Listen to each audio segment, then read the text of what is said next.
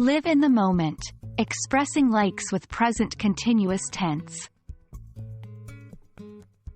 Hello everyone. In today's video, we're diving deep into the world of expressing likes using present continuous tense. Now, you may be familiar with the usual ways of expressing likes with like or love, such as I like reading or I love dancing. Today, however, we're going to focus on the structure am, is, are liking, followed by gerunds. This is a fun and interesting way to express your current feelings about an activity. So, let's get started. When we use am, is, are liking with gerunds, we're talking about a temporary preference or a liking that is specific to the present moment. A gerund is a verb form that functions as a noun, typically ending in ing.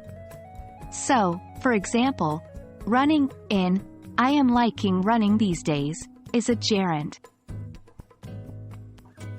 You might wonder, why use am, is, are liking, instead of the simple like?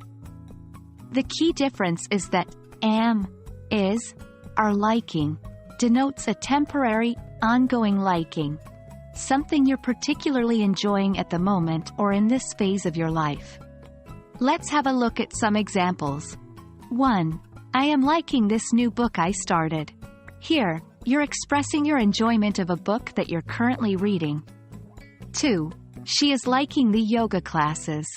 This shows that she is currently enjoying her yoga classes. While am, is, are liking can add variety to your conversations, it's important to understand when to use it.